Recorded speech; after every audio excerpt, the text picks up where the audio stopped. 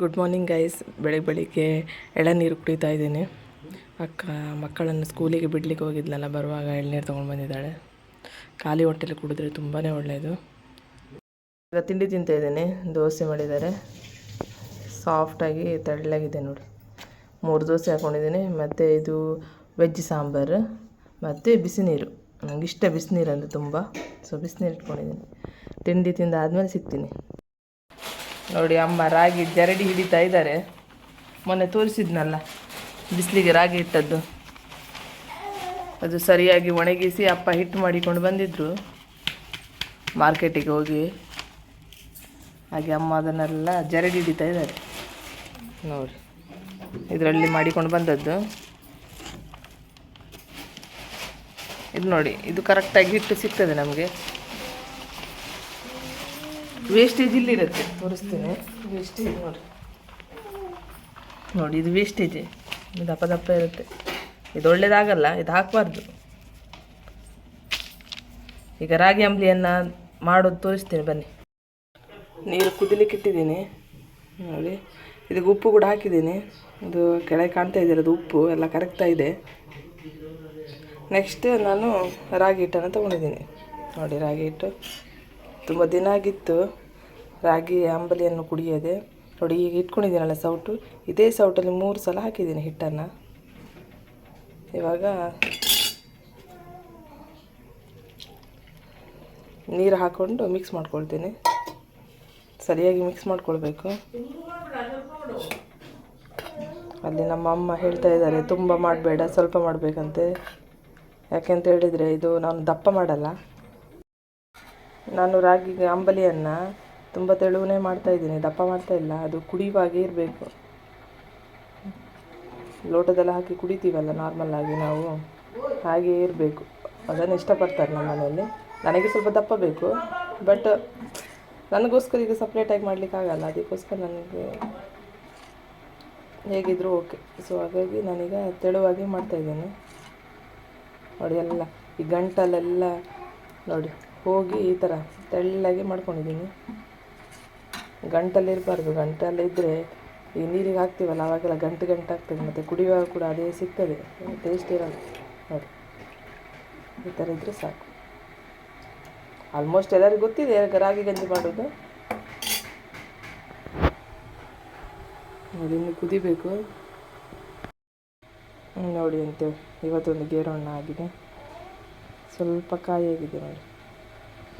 Okay, ಆದರೂ ಕೂಡ ಚೆನ್ನಾಗಿರುತ್ತೆ. ಈಗ ಸೀಸನ್ ಅಲ್ವಾ, ಸೀಸನಲ್ಲಿ ಯಾವೆಲ್ಲ ಹಣ್ಣು ಸಿಗ್ತದೆ ಅದನ್ನೆಲ್ಲ ತಿಂದುಬಿಡಬೇಕು ನೋಡಿ. ನೀರು ಸರಿಯಾಗಿ ಕುದೀತಾ ಇದೆ, ಈ ಥರ ಕುದಿಬೇಕು. ಇವಾಗ ನಾನು ಗ್ಯಾಸನ್ನು ಸಣ್ಣ ಮಾಡ್ಕೊಳ್ತೀನಿ. ಹಿಟ್ಟನ್ನು ಫಸ್ಟ್ ಮಿಕ್ಸ್ ಮಾಡ್ಕೊಳ್ತೀನಿ. ಇವಾಗ ಹಿಟ್ಟನ್ನು ಈ ನೀರಿಗೆ ಹಾಕ್ತೀನಿ.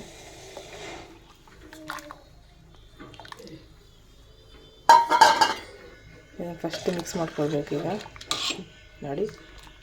ಈಗ ಕುದಿದ ಮೇಲೆ ಸ್ವಲ್ಪ ದಪ್ಪ ಆಗುತ್ತೆ. ಪ್ಲೇಟಲ್ಲಿ ಇಟ್ಟಿತ್ತಲ್ಲ ಸ್ವಲ್ಪ, ಇದನ್ನು ಸ್ವಲ್ಪ ನೀರೆಲ್ಲ ಹಾಕಿ ತೊಳ್ಕೊಳ್ತೀನಿ ನೋಡಿ. ಇವಾಗ ಮಿಕ್ಸ್ ಮಾಡ್ಕೊಳ್ತೀನಿ.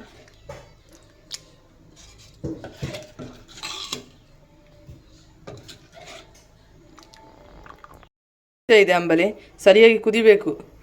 ಸರಿಯಾಗಿ ಕುದಿದ್ರೆ ಏನಾಗುತ್ತೆ ಅಂತ ಹೇಳಿದರೆ ಅಂಬಲಿ ಹಾಳಾಗಲ್ಲ. ಇಲ್ಲ ಅಂತ ಹೇಳಿದ್ರೆ ಏನಾಗುತ್ತೆ ಅಂತ ಹೇಳಿದ್ರೆ ನೀರಾಗತ್ತೆ.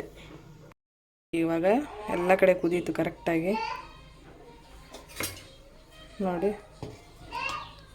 ಈ ಥರನೇ ಇರಬೇಕು ಕುಡಿಲಿಕ್ಕೆ.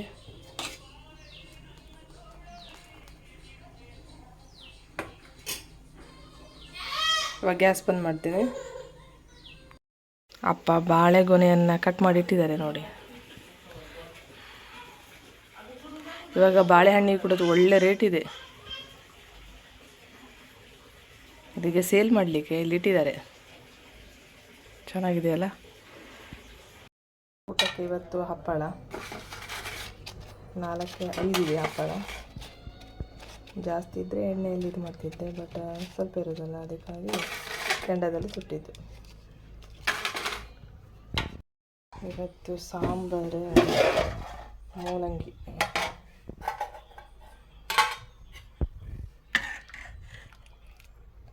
ವೆಜ್ ಇವತ್ತು ಅಪ್ಪ ಅಕ್ಕಿ ಮಿಲ್ಲಿಂದ ಅಕ್ಕಿ ತೊಗೊಂಬಂದಿದ್ದಾರೆ ಬಾಯ್ಲ್ಡ್ ರೈಸ್ ನೋಡಿ. ಬಿಸಿಲಿಗೆ ಹಾಕಿದ್ದೀವಿ, ಸ್ವಲ್ಪ ಧೂಳಲ್ಲಿ ಇರ್ತದಲ್ಲ, ಮತ್ತು ಕೆಲವೊಂದು ಅಕ್ಕಿಯಲ್ಲಿ ಇರ್ತದಲ್ಲ ಹುಳ ಎಲ್ಲ, ಅದೆಲ್ಲ ಹೋಗಲಿ ಅಂತೇಳಿ ಬಿಸಿಲಿಗೆ ಹಾಕಿದ್ದೀವಿ. ಒಂದು 2 ದಿವಸ ಹಾಕ್ಲಿಕ್ಕೆ ಹೇಳಿದ್ದಾರೆ. Boiled rice ತಂಪಲ್ಲ.